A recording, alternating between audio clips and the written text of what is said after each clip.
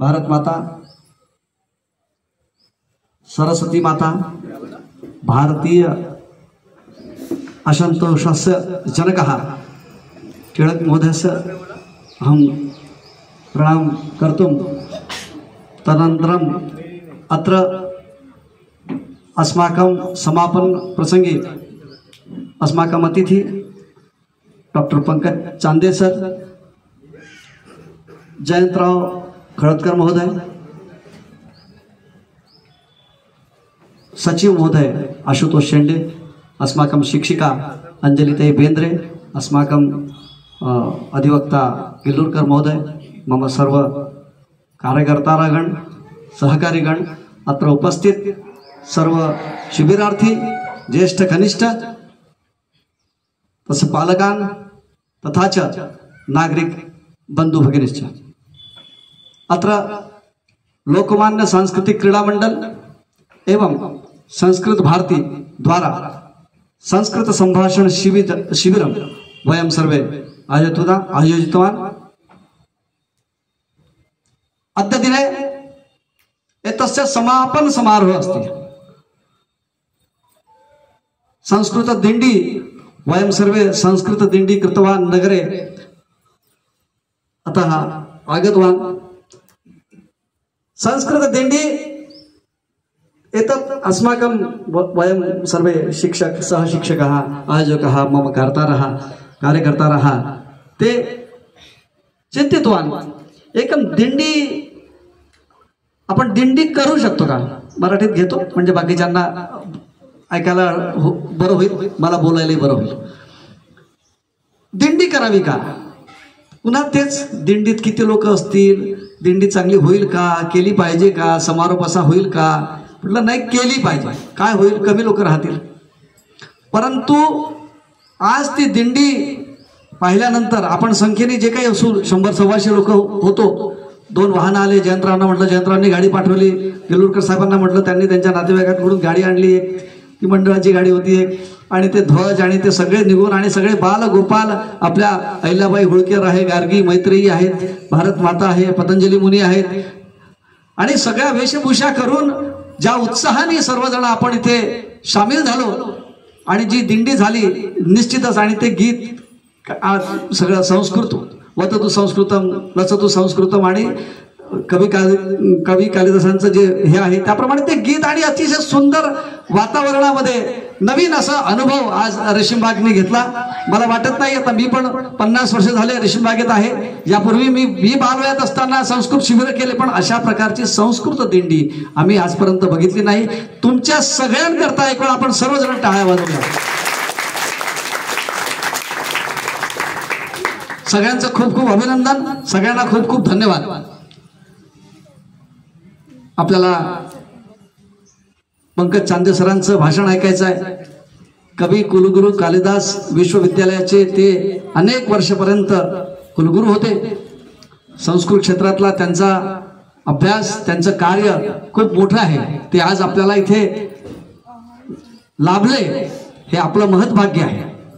आणि जयंतराव सदैव मंडळ म्हणून, आपल्या संरक्षक म्हणून आपल्या पाठीशी असतात, आणि त्यांनी देखील लगेच आपले सगळ्या व्यस्ततेमधूनही या ठिकाणी आले, आणि आपण सर्वजण येऊन लोकमान्य सांस्कृतिक क्रीडा मंडळ गेल्या 30 वर्ष, जयंतराव 29 वर्ष झालं, 30व्या वर्षात पदार्पण करून आम्हाला आठवते, या इथे ही बिल्डिंग पडल्यानंतर खूप गोटे गाठे होते।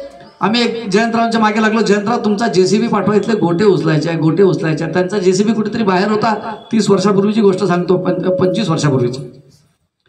तर त्यांनी एक दिवस ते एवढे, त्यांचा जेसीबी कुठून तरी आला, त्यांना 3 वेळा मी फोन केला, त्यांचा जेसीबीच नव्हता, कुठेतरी बाहेर होता। ते जेसीबी घेऊन स्वतः आले, त्यांचा चालक घेऊन, आणि मला फोन केला की रमण मी मंडळात पोहोचलो आहे, काय काम करायचं मला सांग।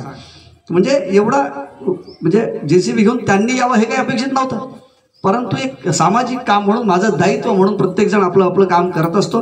असे जयंतराव सदैव मंडळाच्या पाठीशी संरक्षक म्हणून, मार्गदर्शक म्हणून असतात। 30 वर्षापासून सांस्कृतिक क्रीडा क्षेत्रामध्ये निरनिराळे काम करतो, निरनिराळे कार्य केले। आणि सातत्याने लोकांचं पाठबळ मिळत असतं. लोकांसाठी, समाजासाठी, सुसंस्कृत होण्याकरता, क्रीडा क्षेत्रासाठी म्हणून आपण काम करत असतो. नवीन नवीन आयडियाज येतात, नवीन नवीन विषय येतात. आपण यापूर्वी पण एक जवळपास 15 वर्षापूर्वी एक संस्कृत संभाषण शिबिर इथे घेतलं होतं. त्याच्यानंतर आज 10-15 वर्षानंतर आज संस्कृत संभाषण शिबिर घेतलं. अतिशय चांगलं झालं. चांगली संख्या होती. एंद्राल जवळपास 55-56 होते. एक 40-45 लोकांची रोज उपस्थिती असायची.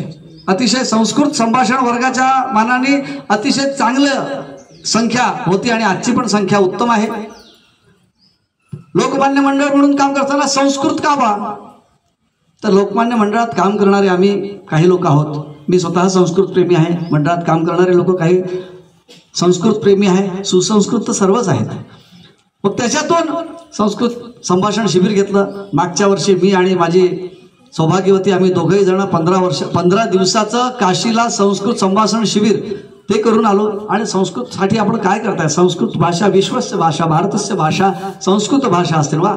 तर त्याकरता आपल्याला काय करता येईल? तर आपण एक कुठेतरी चेतना किंवा कुठेतरी छोटं छोटं कार्य करूनच मोठं कार्य होत असतं. म्हणून लोकमान्य सांस्कृतिक क्रीडा मंडळातर्फे हा संस्कृत शिबिराचा एक वेळा उचलला गेला.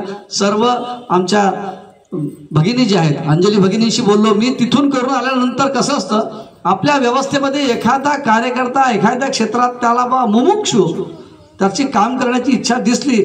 जसं मी संस्कृत शिबिर घेतल्याबरोबर मला बंगलोरवरून जे नागपूरचे आपले कठाळे सर आहेत ते आता तिथे असतात, त्यांनी तिथून जेव्हा यादी पाहिली तिथून मला फोन केला. रमण महोदय नमो नमः. हम सुमित नाही, ते कोणते कठाळे मोठे? सचिन कठाळे महोदय. सचिन कठाळे महोदयांनी मला नमो नमः रमण महोदय हम सचिन. अरे तर तुमचं माझं केव्हा तरी बोलणं झालं होतं 10 वर्षापूर्वी की संस्कृत संभाषण करायचं आहे. तर तुम्ही जाऊन आलात, अभिनंदन तुमचं. लगेच तिथून नोंद घेतली का हा एक टिपायचा व आपल्याला गडी.